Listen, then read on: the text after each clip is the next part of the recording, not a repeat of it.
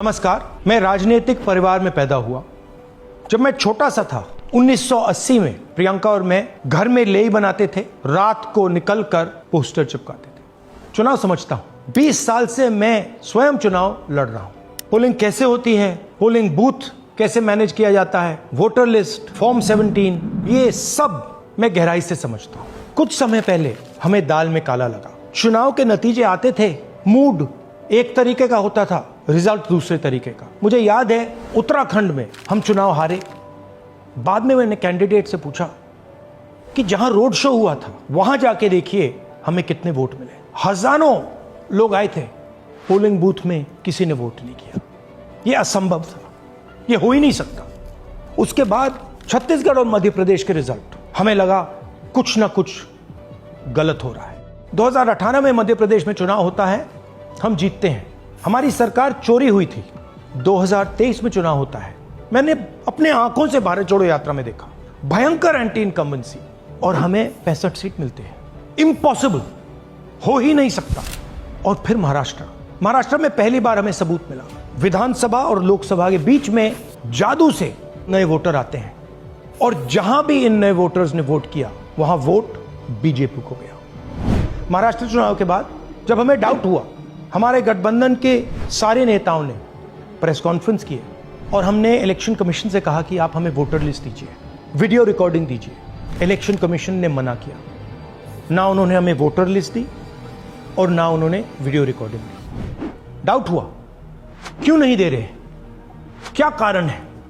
तो हमारे दिमाग में सवाल उठा, क्या इलेक्शन कमीशन बीजेपी की मदद कर रहा है? क्या इलेक्शन कमीशन ही इलेक्शन को चोरी करवा रहा है? इसके बाद हमने एक टीम सेटअप की और हमने उन्हें कहा कि आप जाइए, एक कंस्टिट्यूएंसी में जाके ढूंढिए, सच्चाई ढूंढिए, किस प्रकार से चीटिंग की जा रही है, किस प्रकार से यह काम किया जा रहा है और कौन कौन इस काम को कर रहे हैं। सबसे महत्वपूर्ण बात यह है कि इलेक्शन कमीशन डिजिटल डेटा नहीं देता है, फिजिकल डेटा देता है। मतलब लाखों कागज में वोटर लिस्ट दे देगा, मगर डिजिटल वोटर लिस्ट किसी को कभी नहीं देता। क्यों नहीं देता? कारण क्या है? कारण है कि अगर डिजिटल डेटा मिल जाए तो इलेक्शन कमीशन की सच्चाई पूरे देश को पता लग जाए। हमने टीम को बताया, मैंडेट दी कि आप जाके चेक कीजिए, आप 5-7 सीटों पे पता लगाइए कि चीटिंग हुई, और अगर हुई तो कैसे हुई। टीम ने हमें एक दिन बताया कि 5-7 सीटों पे काम किया ही नहीं जा सकता। क्यों? मैंने उनसे पूछा क्यों नहीं किया जा सकता। उन्होंने मुझे ये कागज दिखाए। ये जो कागज हैं, ये एक लोकसभा के कागज नहीं है, ये एक विधानसभा के कागज है, और इन कागजों को हमने मैन्युअली सॉर्ट करना पड़ा। और पूरा का पूरा काम जो हुआ है, इसमें 6 महीने लगे हैं, और एक असेंबली सीट में हम ये काम कर पाए हैं। क्यों? क्योंकि डिजिटल डेटा नहीं दिया जाता। अगर इलेक्शन कमीशन ने हमें डिजिटल डेटा दिया होता तो हम ये कार्रवाई पूरे देश में, हर लोकसभा में, हर विधानसभा में 15 मिनट में करके दिखा देते। हमारे पास अनलिमिटेड रिसोर्सेज नहीं है, इसलिए हमने ये रिसर्च सिर्फ एक लोकसभा में, एक विधानसभा सीट में की। मगर मुझ में अब पूरा भरोसा है कि ऐसी 100 से ज्यादा सीटें हैं हिंदुस्तान में। जो यहां हुआ है उन सीटों में भी हुआ है। और याद रखिए, अगर बीजेपी को 10-15 सीटें कम आती तो आज नरेंद्र मोदी प्रधानमंत्री नहीं होते, इंडिया गठबंधन की सरकार होती। जांच ने 5 तरीके की चोरी पकड़ी है। डुप्लीकेट वोटर, जिसका मतलब एक वोटर के नाम वोटर लिस्ट में अनेक जगह आ रहे हैं। फेक एड्रेस, मतलब एड्रेस है ही नहीं, या फिर house number 0। Bulk voter in single address, मतलब एक छोटे से घर में 40, 50, 60 लोग रह रहे हैं। इनवैलिड फोटोज, छोटी सी फोटो है या फिर फोटो ही नहीं है, और वो जो छोटी फोटो है वो दिखती भी नहीं है। कौन है, किसका चेहरा है, नहीं पता लग सकता। Misuse of form 6। Form 6 first time voters के लिए होती है, मतलब जिनकी एज 18-20 साल की हो, मगर वोटर लिस्ट में 90 साल के लोग फॉर्म 6 का प्रयोग कर रहे हैं। चुनाव में 6,50,000 वोटर थे, उसमें से 1 लाख चोरी के थे। अब मैं आपको 5 उदाहरण देता हूं। ये देखिए, गुरकीरत सिंह डांग, इसका नाम 4 अलग अलग बूथों पे आता है। ये कैसे हुआ और क्यों हुआ? एक और उदाहरण, विशाल सिंह, वाराणसी में वोटर लिस्ट में नाम है और बेंगलोर में 2 बार वोटर लिस्ट में नाम आता है। क्या ये वाराणसी में वोट कर रहे हैं या बेंगलोर में वोट कर रहे हैं या दोनों जगह वोट कर रहे हैं? एक और उदाहरण देखिए, हाउस नंबर 0। तो आपने कभी सुना है हाउस नंबर 0? हमने तो नहीं सुना था, मगर बेंगलोर में हजारों हाउस नंबर 0 हैं वोटर लिस्ट पे। हाउस नंबर 35 की कहानी सुनिए। छोटा सा घर है, ज्यादा से ज्यादा 4 लोग रह सकते हैं, मगर इस 35 में 80 लोग वोटर लिस्ट में रजिस्टर्ड है। ये ईआरओ ने कैसे अप्रूव किया, क्यों अप्रूव किया, पता लगाना है।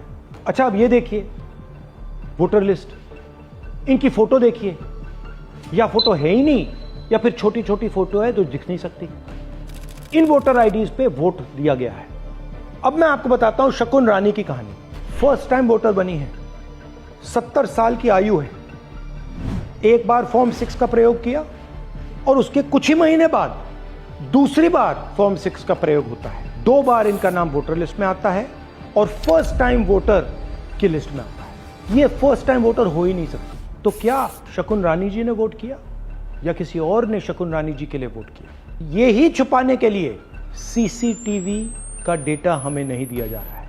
और ये शकुन रानी जी अकेली नहीं है, ऐसे हजारों लोग हैं जिन्होंने फॉर्म 6 का प्रयोग करके 2-3 बार वोटर लिस्ट में नाम डाला है। हमने पहले इलेक्शन कमीशन से इलेक्ट्रॉनिक वोटर लिस्ट मांगी थी, सीसीटीवी फुटेज मांगी थी। उन्होंने अपना काम नहीं किया, हमें नहीं दिया। फिर हमने अपना इन्वेस्टिगेशन कराया, आरटीआई भरे और हमारे पास डेटा आया। भाई और बहनों, सच्चाई यह है कि हिंदुस्तान में इलेक्शन कमीशन और बीजेपी मिलकर इलेक्शन चोरी कर रहे हैं। यह पूरा का पूरा सबूत ब्लैक एंड व्हाइट में आज हमने आपको दिया है। इलेक्शन कमीशन जानता है कि हमने उनकी चोरी पकड़ ली है, इसीलिए एसआईआर आया है। यह एसआईआर जो है इंस्टीट्यूशनलाइज चोरी है। इलेक्शन कमीशन खुलकर बिना डरे बीजेपी के साथ मिलकर चोरी कर रहा है। और ये जो एसआईआर है, इसका लक्ष्य गरीबों का जो हक है, उनका वोट जो है, उनसे चोरी करने का है।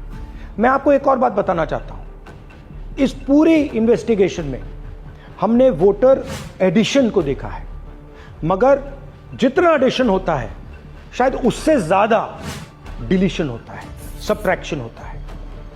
तो ये सिर्फ एक मेन तरीका हमने पकड़ा है, दूसरे तरीके पे हमने इन्वेस्टिगेशन की ही नहीं है। मैं इलेक्शन कमीशन और इलेक्शन के ऑफिसर्स को साफ कह रहा हूं, आप जो कर रहे हो गलत कर रहे हो, ये ट्रीजन है, देश के खिलाफ है। ये मत भूलिए, टाइम आएगा हम आपको पकड़ेंगे, बचने वाले नहीं हो। It is critical that we expose voter चोरी।